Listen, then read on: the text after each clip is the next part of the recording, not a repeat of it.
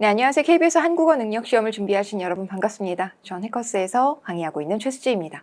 오늘 여러분들께서 바로 이 65회 시험을 치르셨을 텐데요. 스산한 날씨였어서 사실 교실 안에 있는 것이 좀 쓸쓸하고요. 쌀쌀하고요. 이랬었는데 여러분들께서 충분하게 실력 발휘하셨을 거라고 생각합니다. 그럼에도 불구하고 우리 시험 직후로 좀 따져보고 점검해야 될 것들이 있죠. 그리고 이 시험을 준비하시는 다음 타자분들도 여러분들께서 이 기출의 수준과 정도를 파악해 두시는 것이 가장 효율적인 공부를 할 수 있는 거의 유일한 방법이다라는 점 확인하시면 되겠습니다. 자, 그렇다면 오늘 문제 어떤 것들이 출제되었는지 우리 함께 점검해 보도록 하죠. 먼저 이 KBS 한국어 능력 시험은 영역별로 문제가 구성되어 있습니다. 거의 문제의 그 문항 번호가 고정되어 있죠. 그래서 여러분들께서 아시다시피 1에서 15번까지는 듣기 말하기 문제이고요. 16에서 30번은 어휘 문제, 그리고 31에서 45번 문제까지가 어법 문제에 해당합니다. 그 이후에 차례대로 쓰기, 창안, 읽기, 그리고 국어 문화 파트로 나누어져 있는데요.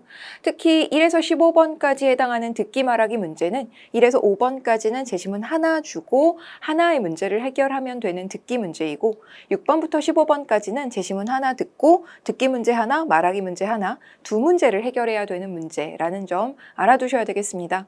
말하기 문제라고 하는 것이 실제로 여러분에게 어떤 말을 하게끔 하는 것이 아니라 말하는 과정에서 염두에 둔 지점이라든가 말하기 전략이라든가 이런 것들이 문제화된다는 점도 알고 가셔야 되겠습니다. 자, 그 다음에 어휘 어법 문제가 다수를 이루고 있고요. 또한 읽기 파트의 문제가 약 30문제 정도 되는데 이 30문제에는 문학 읽기와 비문학 읽기 그리고 비즈니스 문서들이 들어있다는 점도 여러분들께서 알고 가셔야 되겠습니다. 각각의 문제 유형에 따라서 어떤 읽기 전략이 완전히 달라진다거나 문제가 전혀 다른 지점들을 묻는다거나 하는 것은 아니지만 그래도 어떤 순서대로 문제가 출제되는지 특히나 이렇게 순서와 유형이 고정되어 있는 문제의 경우 여러분들께서 그 순서와 유형을 익숙하게 만들어 두는 것만으로도 여러분들의 변별력은 더욱더 높아질 것입니다. 그리고 각각의 문제 구성을 통해서 내가 어떤 부분에 조금 더 시간을 쓰고 어떤 부분에 조금 더 집중력을 발휘해야 되는지도 여러분들의 각각의 전략이 필요하겠죠. 자, 그렇다면 시험 전에 우리 어떤 점을 좀 유념해야 될지 먼저 고민하겠습니다. 먼저 연필로 마킹을 하는 시험입니다. 그래서 연필을 지나치게 가늘고 뾰족하게 깎아 오시면 요거 마킹 하느라고 시간이 좀 오래 걸립니다. 그래서 뭔가 뭉툭해서 불편하기는 하지만 좀 두툼하게 뭉툭하게 깎아가지고 오시는 것이 한 번, 두 번만 색칠을 해도 바로바로 마킹이 가능하기 때문에 연필은 먼저 굵게 깎아주세요 라고 말씀드리고 싶고 그 다음에 9시 반에 입시를 한 다음에 한 35분부터 55분 정도까지 시간이 있습니다. 그래서 여러분들께서 이 시간을 활용할 수 있는 핸드아웃 같은 거 준비하시면 될 텐데요. 저희 해코스 교재에 나와 있는 시험 전에 읽고 들어가면 좋은 핸드아웃 살펴보시면 좋겠고 더 좋은 것은 여러분들이 공부하면서 여러분들의 약점 그리고 최종적으로 다시 보셔야 될 내용들을 좀 한 장, 두 장 정도로 정리하셔서 막판에 여러분들 머릿속에 꾸겨 넣는 전략 꼭 권하겠습니다. 이 시간을 굉장히 그냥 무료하게 보내시는 분들을 교실에서 굉장히 많이 볼 수 있습니다. 시간이 너무 아깝고요. 사실은 시험 직전에 본 어떤 정보가 도움이 되는 경우 굉장히 많죠. 그 정보가 그대로 나와서라기보다는 그것의 연장선상에서 그것에 파생되는 내용으로 출제되는 문제의 경우 여러분들이 취할 수 있는 메리트는 모두 다 가져가셔야 되겠습니다. 따라서 20분 정도의 시간이 있다는 것 알고 계셔야 되겠고 이 20분에 대한 활용을 생각하셔야 되겠습니다.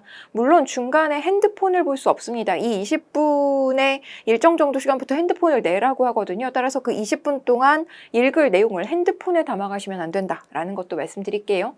그 다음에 시험지 확인을 하게 합니다. 그래서 뭔가 파본이 있는지 인쇄가 정확하게 되어 있는지 확인하게 해주는 시간이 있는데요.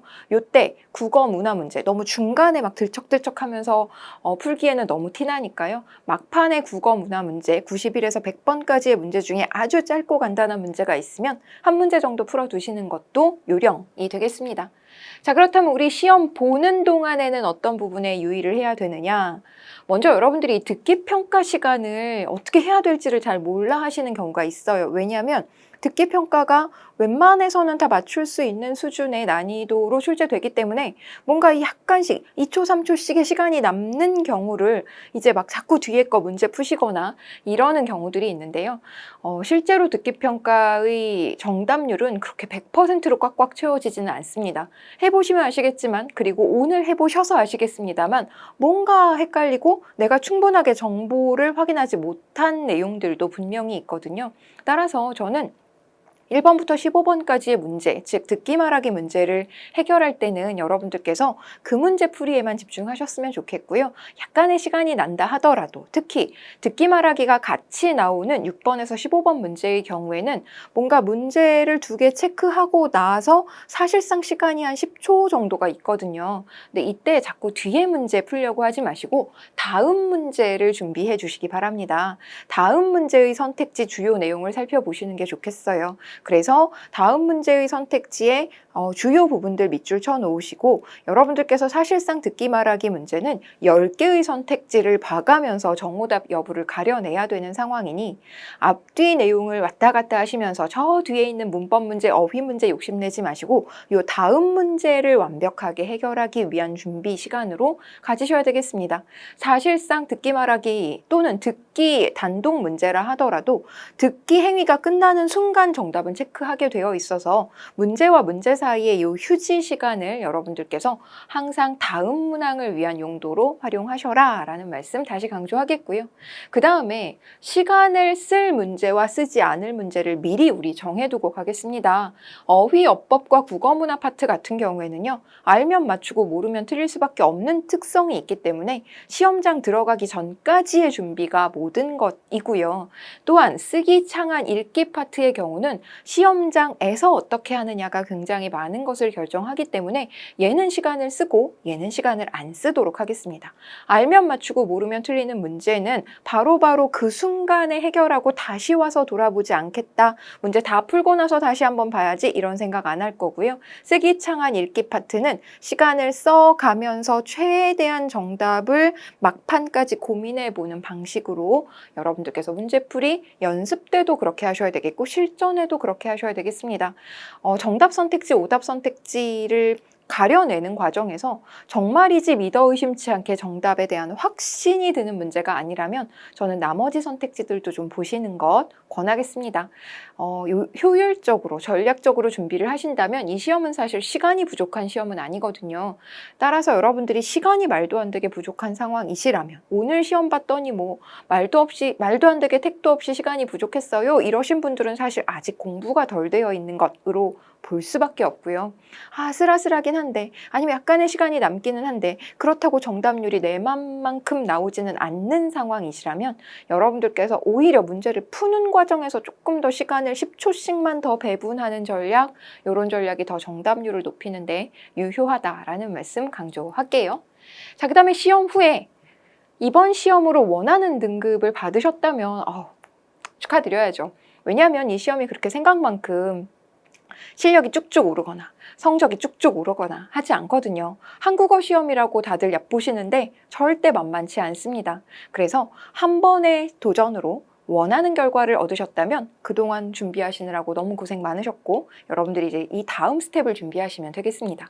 그런데 아직 이제 준비를 시작하시거나 아니면 오늘 시험을 봤더니 다음 시험도 다시 봐야 되겠다 싶으신 분들은 당연하게 저희 해커스와 함께 가장 효율적이고 전략적인 준비 해주시기 바랍니다.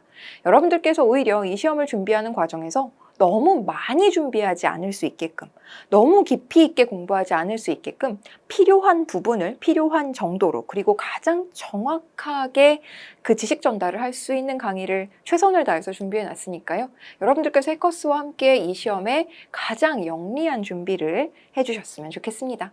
자, 그렇다면 오늘 문제 한번 살펴보겠습니다. 듣기 파트에서는 건축 양식과 이날치 밴드의 범 내려온다, 그리고 과일보관법 등등의 문제가 나왔습니다. 어떤 소재가 나왔는가는 사실 별로 중요하지 않은데요. 항상 1번 문제는 그림이 나오고, 그 다음에 5번쯤에서는 뭔가 음악이 나오고, 그 다음에 6번부터 15번까지는 하나의 제시문을 듣고 2개의 문제를 해결해야 되기 때문에 여러분들께서 더더더 집중해내는, 그리고 읽으면서 소거해내는, 그런데 그 소거라고 하는 것이 것이 단순하게 같은 글자를 들었다고 해서 속어가 아니라는 것, 오늘 여러분들께서 충분히 느껴놓으시길 바랍니다. 대부분의 문제는 15문제 중에서 한 12세 문제 정도는 수월하게 풀리는데요. 오늘도 역시 한두 문제 정도는 여러분들께서 이런 내용이 있었나? 하는 문제들이 있었다라는 점 말씀드릴 수 있겠습니다. 두 번째는 어휘 문제입니다. 어휘에서 오늘은 이런 것들이 출제가 되었어요. 고유어 파트에서는 일단 깜냥, 목리, 그리고 변죽이나 아양 이런 단어들이 나왔고요. 적이, 못내, 숫재 이런 단어들의 정확한 의미를 맥락적으로, 사전적으로 알고 있는가 이런 거 물어보는 문제였어서 사실 우리가 어휘 공부하면서는 고유어는 그렇게 욕심을 내지 않았습니다. 왜냐하면 이거야말로 완전히 새로운 단어를 외워야 되는 상황이라서 여러분들께서 우리 이제 너무 새로운 거 알려고 하지 말고 알던 거, 안다고 생각했던 거 먼저 챙겨가자의 전략으로 우리 함께 공부했었기 때문에 고유어에 크게 신경을 쓰진 않았습니다만 그래도 이 중에서 여러분들이 들어본 적 있는 어휘가 있다면 반드시 정확한 의미 그리고 예문 확인해 두시는 게 좋겠습니다. 목리라고 하는 건 뭔가 그렇죠. 심술을 부리는 것이 자기 맘대로 안 될 때 심술을 부리는 것을 말하고요. 대단히, 꽤 이런 의미라는 것 여러분들께서 하나씩 더 확인하셔야 되겠습니다. 오히려 이렇게 어설프게 본 적 있는 어휘가 우리에게 더 방해 요소로 작용된다는 점 살펴봐 주시기 바랍니다. 한자어는 이러한 어휘들이 출제되었습니다. 재원, 미모의 재원이다 이런 말 우리 신문기사 같은 데서 결혼 기사에서 많이 봤었죠. 그리고 흠결이라고 하는 표현은 뭔가 수효가 부족하다 이런 의미였고요. 그 다음에 공포하다, 간여하다, 교정하다, 자처하다, 묘령의 여인, 묘령이라고 하는 건 20살 정도 되는 여인을 의미합니다. 알 수 없는 뭔가 그 정도 나이대의 여인을 우리가 묘령의 여인이라고 하는데 묘령의 중년 여인 이런 식의 표현은 따라서 맞지 않는 표현이 되는 것이죠. 한자 성어 관련해서는 풍전등화, 생구불망, 오이비락, 당랑거철, 계란유골 이런 어휘들이 출제되었는데요. 생구불망 그렇죠. 삿입에 거미줄 치랴 이러한 표현이었고요. 당랑거철은 그렇죠. 사마귀가 어떤 수레를 멈추려고 하는 이런 말도 안 되게 겁도 없이 덤비는 이런 모습을 그리는 표현이었습니다. 감나물려, 동량지대, 장사미사, 초동급부, 필부필부와 같은 한자어들도 출제되었고요. 얘네들은 다 보통 사람이라는 뜻인데 동량지제는 굉장히 뛰어난 재능이 있는 인재라는 의미로 알고 계셔야 되겠습니다. 춘장이나 자당은 남의 아버지, 남의 어머니를 높여 부르는 말이고요. 그 다음에 조소라고 하는 건 비웃음, 쓴웃음을 의미한다라는 것 알아두셔야 되겠습니다. 단어의 쓰임과 관련해서는 다른 것과 틀린 것은 다르다는 거 알고 계실 거고요. 벌리는 것과 벌이는 것은 또 다른 것이죠.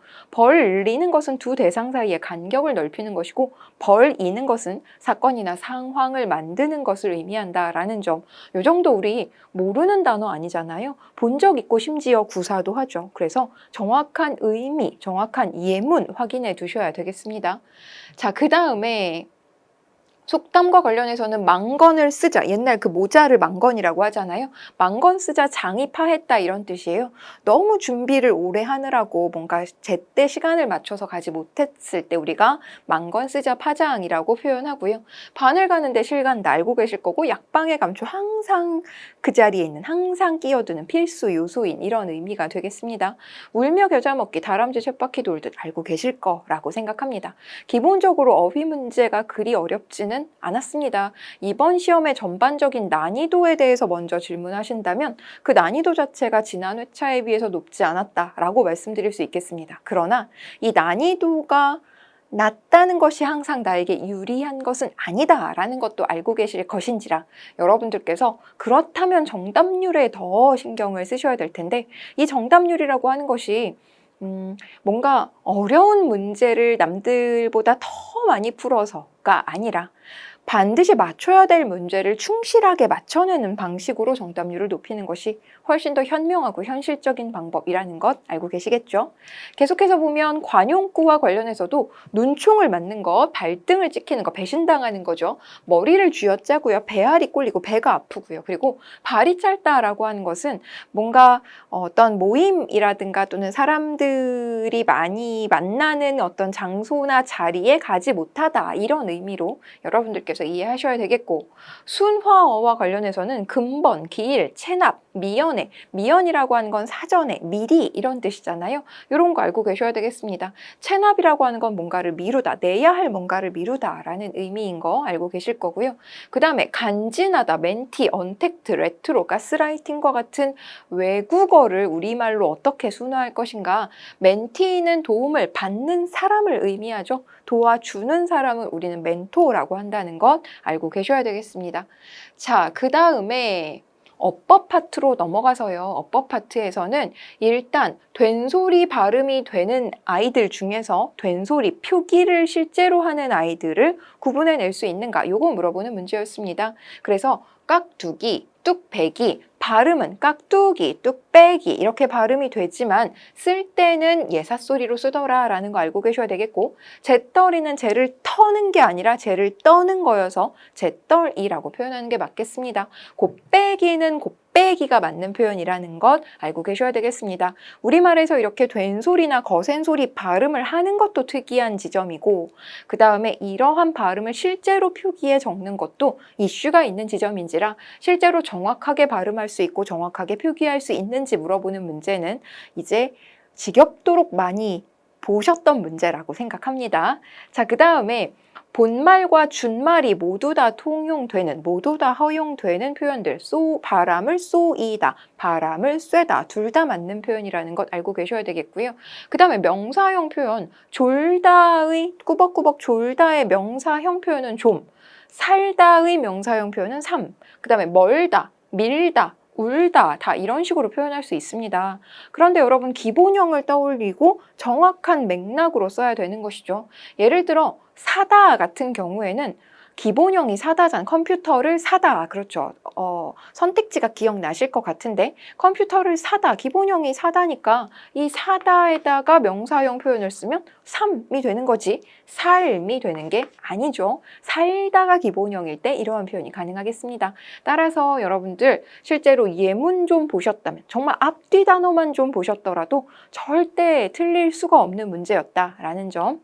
그 다음에 띄어쓰기 문제 항상 그러하듯이 의존명사와 조사를 구분할 수 있는가? 요거 물어보는 문제 이번에도 출제되었다. 정말이지 어법 파트에서 빼고 한 문제가 나온다 하더라도 그 문제는 띄어쓰기가 될 것이고, 띄어쓰기에서 항상 1순위, 0순위, 마이너스 1순위 문제는 이 의존명사와 조사를 구분할 수 있느냐 없느냐의 문제. 그런데 실제로 조사임에도 불구하고 띄었어야 하는 경우가 있었고요. 그렇죠? 의존명사인지 아닌지 헷갈리는 부분이 있어서 우리 이건 본 강의 통해서 다시 한번 살펴볼 필요가 있겠습니다. 어찌됐건 여러분들께서 이러한 표현들 정확한지 정확하지 않은지 가려낼 수 있어야 한다라는 점 다시 한번 강조하겠고요. 그 다음에 어법과 계속해서 살펴보면 추가된 표준어라고 해서 뭔가 문학작품에 많이 등장해서 그냥 우리 봐주기로 한 표준어가 그렇죠. 별똥별입니다. 그래서 이 별똥별이라고 하는 표현은 원래는 유성의 비표준어였습니다만 새롭게 표준어로 편입된 단어이고요. 문장부호와 관련해서 이번에도 역시 한 문제가 출제되었는데 소괄호, 중괄호, 대괄호의 각각의 쓰임새를 예문으로 보여주고 있었죠. 우리 역시 본 강의에서 이 문장 부호와 관련해서 하나하나씩 살펴봤는데 안에 소괄호를 통해서 뭔가 어떤 정보를 줘야 된다면 그 밖에는 그렇죠. 이와 같은 대괄호를 통해서 표현해야 된다라는 점 알아두셔야 되겠습니다. 이 밖에도 이렇게 소괄호를 쓰면 안 되더라라는 것 한 번 더 확인하도록 하죠. 자, 그 다음에 계속해서 이모음 역행동화와 관련된 문법적 어휘들 여러분들이 보셔야 될 텐데요. 풋, 내기, 소금, 쟁이, 담, 쟁이, 내동댕이 치다 할 때의 동댕이 치다, 그리고 냄비 할 때의 냄비 이런 식의 표현들은 다 이모음 역행동화 현상에 의해서 표준어로 인정되고 있는 애들입니다. 그런데 아지랑이는 아지랑이가 맞아서 아지랭이라고 쓰면 안 된다라는 점 기억하셔야 되겠습니다. 우리 역시 본 강의 통해서 이게 뭐 이모음 역행동화인지 아닌지 그게 맞는 건지 틀린 건지 뭐 그런 표기를 인정하는지 안 하는지 이거 별로 상관 안 했고요. 각각의 어휘들을 그냥 그대로 정확한 표현과 정확한 발음을 암기하는 방식으로 공부했습니다. 아지랑이, 아지랑이, 아지랑이 이게 익숙하고 이게 자연스러우면 전혀 이 문제될 것이 없다. 어떤 특별한 예외적인 내용을 문제에서 새롭게 묻지 않는다라는 점 여러분들이 알아두시면 되겠습니다. 자, 그 다음에 역시 둘 다 표준어로 인정되는 어휘 묻고 있는데요. 가뭄과 가물은 둘 다 표준어가 맞습니다. 나머지는 귀밑머리, 부스러기, 빈대떡, 샛별 이런 식의 표현만 표준어로 인정되고 있죠. 예를 들어 새벽별이라든가 빈자떡이라든가 이런 식의 표현들은 다 비표준어에 해당된다는 것. 우리 근데 비표준어로 자꾸 눈과 귀를 베리지 않기로 했어요. 정확한 표준어를 자주 보고 표준어를 자주 발음해보는 방식으로 여러분들께서는 그냥 익숙해서 자연스러워서 내가 자주 봤던 애라서 그래서 맞는 말이라는 점 알아주셔야 되겠습니다. 그 다음에 표준 발음과 관련해서도 늘 그렇듯이 한 문제가 출제되었는데요. 안고, 더듬고 이런 식으로 된소리 발음됩니다. 일삼기 얘는 예사소리 발음되고요. 그 다음에 몸담고 이런 식으로 된소리로 발음되죠. 신기다 같은 경우 신기다가 아니라 신을 신겨주다 이런 의미로서 신을 신기지 그대로 발음하는 것이 맞아서 요 지점에서 신기지 이런 식으로 된소리 발음하지 않는다라는 점 알아두셔야 되겠습니다. 우리는 흔히 일상에서 야, 신을 좀 신기지 신겨주지 그랬어 이런 식으로 표현하는 경우가 많은데요. 아니고요. 신기다, 신겨주다 이런 식으로 발음을 일단 고쳐놓는 것이 공부를 가장 덜 하는 방법이다 라는 점도 다시 강조하겠습니다.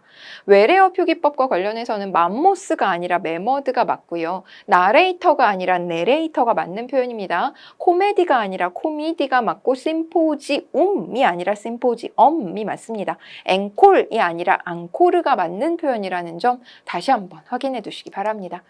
그 다음에 로마자 표기법 관련해서 이번에는 좀 이렇게 전형적인 로마자 표기법 예문들이 출제되었다. 이전에는 사실 뭐 떡볶이, 김말이 막 이런 거 나와갖고 오히려 더 복잡하고 힘들었던 경우도 있었는데 이번에는 우리가 그래도 교재 통해서 기본적인 개념 통해서 확인할 수 있는 문제들이었고요. 역시 이번에도 문장 성분의 호응 관련해서 주어 서술어, 목적어 서술어 호응이 정확하게 이루어지고 있는지 사실상 두 문제 나왔거든요. 여러분들께서 이 문장 성분의 호응, 우리가 문법적으로 맞는 문장, 어색하지 않은 문장 이 부분 관련해서 공부 다시 한번 예문 중심으로 하셔야 되겠습니다. 역시 중의적인 표현과 번역투의 말을 정확하게 고쳤는가 요거 물어보는 문제, 뭐뭐에 대해, 뭐뭐에 의해 이런 식의 표현은 가능하면 안 쓰는 게 좋다라는 것도 다시 한번 확인하셔야 되겠습니다. 자, 그 다음에 쓰기 파트로 넘어가서 이번 시험에서 쓰기의 테마는 사막화였습니다. 그래서 이 사막화를 어떻게 하면 해결할 것인가에 대한 얘기였는데 역시 뭐 사막화가 중요한 거 아니고요. 쓰기 파트는 항상 그러하듯이 1번은 계획하기, 2번은 자료 활용 방안 문제, 그리고 3번은 개요 수정하라는 문제, 그리고 4번은 고쳐쓰기, 5번은 보완할 수 있는 지점이 무엇인가 요거 물어보는 문제로 너무나 전형적으로 출제되어서 여러분들이 기계적으로 잘 해결하셨을 거라고 생각합니다. 다만 이 고쳐쓰기와 관련해서 다시 한번 선택지 떠올려 보시면서 아 그래 어떤 어휘가 적절한지를 고치는 것 아니면 연결 표현 즉 접속 표현이 적절한지를 고치는 것 전체적인 글의 흐름에 맞지 않으니까 뭐 빼자라든가 이런 식의 각각 어휘와 어법과 그리고 독해 파트가 섞인 선택지들로 구성되었더라. 사실 이 또한 고쳐쓰기 문제의 전형이죠. 그래서 뭐 예상과 전혀 빗나감이 없이 이전과 동일한 형태로 출제되었다라는 점 확인하셔야 되겠고요. 그 다음에 창안 관련해서는 동조현상, 향수 그리고 광고 포스터 관련된 내용들이 나왔는데 이번에는 사실 거의 헷갈릴 만한 게 없을 정도로 굉장히 친절하게 그냥 그림만 띡 주거나 아니면 진짜 뭐 혼동의 여지가 생기게 하거나 뭐 이러지 않고요. 너무너무 친절하게 잘 출제되어서 오히려 좀 부럽죠. 아니 부러운 게 아니라 불안하죠. 오히려 좀 불안합니다. 왜냐하면 이게 뭔가 내가 실수를 하면 안 되는 상황이 계속 되는 거잖아요. 난도가 계속 낮은 문제가 출제될수록 사실상 우리한테는 어떤 실수의 허용치가 더 줄어든다라는 점에서 여러분들이 조금 더 부담을 느끼셔야 되겠고 사실상 이쯤 되면 여러분들도 이제 기존에 준비를 좀 하셨던 분들이라면 이번 문제 조금 쉬운데 라는 느낌이 드실 수 있을 텐데 그럴수록 우리 뒷부분에 있는 독해 파트에서 더더더 변별력을 이끌어내셔야 된다라는 점 부담스럽게 느끼셔야 되겠습니다. 자, 그 다음에 읽기 파트에서 김춘수의 강우 아내가 부재한 상황을 그렇죠 인지하고 힘들어하는, 서글퍼하는 모습을 그리고 있는 작품이었고요. 최만식의 태평천하 워낙 유명한 작품이어서 여러분들이 사실상 처음부터 끝까지 이렇게 꼼꼼하게 읽고 푸신 분은 별로 안 계실 것 같아요. 근데 이 정도로 유명한 작품이 나오면 사실 그래도 되기는 하는데, 혹시라도 여러분 중에서 이 작품도 사실 익숙하지가 않고 이 작품도 뭔가 전혀 기억에서 지워진 상황이다. 그럼 당연히 비문학 제시문 해결하시듯이 보시는 게 맞습니다. 시간을 30초, 1분 더 쓰는 한이 있다 하더라도 여기에 걸려있는 모든 문제의 정답을 맞추는 것이 제1 전략이 되어야 하고요. 사실상 시보다 소설이 훨씬 더 읽으면 해결되는 측면이 더 강한지라 시는 짧고 소설은 기니까 시에 더 몰두한다든가 이런 전략을 취하시면 절대 안 되겠습니다. 물론 시와 관련된 문제도 최대한 그 어떤 편견과 감정도 개입하지 않게 만들고 아주 드라이하게 아주 담백하게 읽고 문제 푸시면 뭐 김춘수가 누구인지 강우가 어떤 작품인지 전혀 몰라도 대부분 다 풀 수 있는 문제들로 구성되어 있으니까 오히려 뭔가 이 시나 소설이 문학이어서 뭔가 숨겨진 의미가 있고 뭔가 함축되고 뭔가 내재된 의미가 있고 뭐 그래서 내가 그 부분을 캐치하지 못하면 나에게 불리할 거다 이런 생각으로부터 벗어나시는 게 가장 좋은 방법 되겠습니다. 비문학과 관련해서는 팬데믹 관련된 글 나왔고요. 국민이라는 언어와 어휘와 인민이라는 그 의미에 대해서 차이가 무엇인지에 대해서 설명하는 글이 나왔습니다. 불확정성의 원리, 정보 엔트로피 이런 과학기술 제시문이 연달아 나와가지고 이 부분 불편하셨던 분들 있을 것도 같은데 그래도 여러분들께서 사실 싫다는 마음을 오히려 제거하시는 이 우리의 생각을 싹 비워버리는 감정을 싹 없애버리는 이런 전략이 오히려 유효하다라는 말씀 다시 한번 강조드리겠고 다른 사람의 마음을 읽는 과정에서 어떤 유비추론이 적용된다 뭐 이와 관련된 글도 우리가 함께 읽었습니다. 그 다음에 저희 이제 비즈니스 문서 완전 실용문으로 넘어가서요. 보이스피싱 주의 안내문 나왔고요. 그 다음에 또 뭐 할머니가 뭐 어떤 이야기와 관련해서 뭘 신청해 주세요라고 하는 안내문 하나 더 읽었죠. 그리고 차별어와 관련된 신문 사설도 출제되었고요. 그 다음에 도로명 주소 부여 고시와 관련해서 우리 행정기관에서 나올 법한 그러한 형태의 글도 하나 읽었습니다.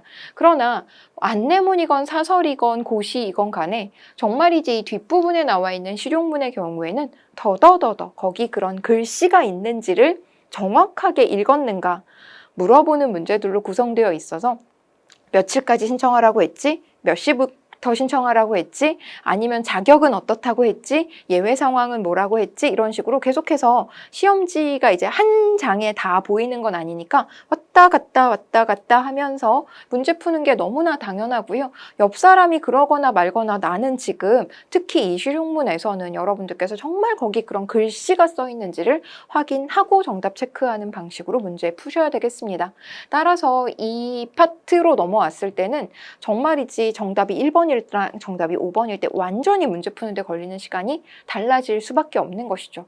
그리고 뭔가 이러한 실용문의 경우도 여러분들이 숨겨진 의미가 있을 거야. 아니면 여기는 이렇게 말해놨지만 뒤에 가서 뭐 어떻게 다르게 또 말해놓는 게 있을 거야. 이런 식의 의심이나 걱정은 안 하셔도 됩니다. 문제는 대단히 평면적으로 출제되고요. 해당 부분에 대한 정보를 정확하게 읽었는가를 물어보는 문제 수준에서 출제되니까 뭔가 더 있을 거다라는 고민 때문에 더 망설이시거나 더 괴로워하시거나 할 필요는 전혀 없습니다.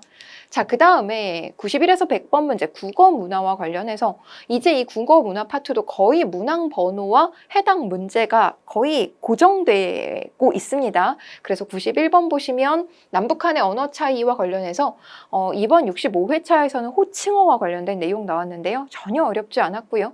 방송 언어 관련해서도 뭔가 조롱을 하면 안 돼. 뭐 이러한 보기 박스가 이미 주어졌기 때문에 충분하게 문제 푸셨을 거라고 생각합니다. 수어와 관련해서 그렇죠. 기억나실 거고요. 점자 문제 초성에 오는 이응은 음가가 없다라고 했던 것. 그래서 어떤 단어의 첫 글자에 오는 첫머리에 오는 이응의 경우에는 아예 표시를 안 한다라고 했던 해당 정보만 정확하게 읽으셨다면 여러분들이 문제 푸시는데 전혀 문제 없을 겁니다. 훈민정음 초성의 제자 원리 이것이야말로 우리가 그렇죠. 해당 부분 본 강의에서 함께 공부하면서 훈민정음 초성은 이런 발음기관의 모양을 본떠서 만들었다라고 했던 것 공부하면서 다루었던 지점입니다. 자, 그 다음에 96에서 100번 문제 보시면 정철의 관동별곡 물어보는 문제 나왔고요. 현진건의 술권하는 사회 물어보는 문제 나왔고요. 국물 있사옵니다나 원고지를 쓴 이근삼 누군지 알아? 이거 물어보는 문제 출제되었었고, 일제강점기 신문 광고인데 이거 거의 뭐 현대어로 똑같이 나와서 여러분들이 읽느라고 괴롭지 않았습니다. 그 다음에 심청전 어휘 물어보는 문제 있었죠. 그래서 풍설, 인적, 한길, 미끄러져서 할 일 없이 할 일 없이 뭐 이런 식의 표현들 읽을 수 있느냐 물어보는 문제였는데, 다른 회차보다 훨씬 더 유명한 작가, 유명한 작품들, 그리고 쉬운 읽기 문제가 출제되어서 여러분들께서 이전 회차보다는 아마 평균 점수가 좀 더 높아질 거라고 각오하셔야 되겠고, 혹시 이것보다 조금 더 낯설고 조금 더 난해한 작품이 나온다 하더라도 여러분들께서는 읽어내실 수 있고 공부해내실 수 있어야 된다라는 말씀도 드리겠습니다. 뭔가 우리 문학사 공부하면서 각 시대별로 대표적인 작가와 작품, 그리고 그 경향에 대해서 여러분들이 좀 더 깊이 있게 조금 더 자세하게 알아두실 것 권합니다. 지금 이번 회차는 꽤나 유명한 작가와 꽤나 유명한 작품들로만 출제된 케이스다라는 점 알려드리도록 하겠습니다. 자, 이렇게 해서 65회차 문제가 어떻게 출제되었는지 한번 살펴봤는데요. 이미 지나간 문제의 난도 별로 중요하지 않고요. 어떤 지점에서 어떤 정도의 어떤 유형의 문제가 출제되었구나라는 거 한 번 더 확인해 주시고, 여러분들께서 이제 다음 회차 준비하시는 분들 계시다면 요 기준에 딱 맞춰서 준비하시는 게 가장 전략적이다. 그리고 이 문제들 한 번씩 다시 한번 살펴보면서 요건 맞췄겠다, 요건 틀렸겠다 라고 하는 거 다시 한번 가늠해 보시고, 그렇다면 어디를 어떻게 좀 더 보강하는 방식의 공부가 이루어져야 되는지 다시 한번 점검하는 계기로 삼으시기 바랍니다. 고생 많으셨습니다. 다음에 강의에서 다시 뵙도록 하죠. 감사합니다.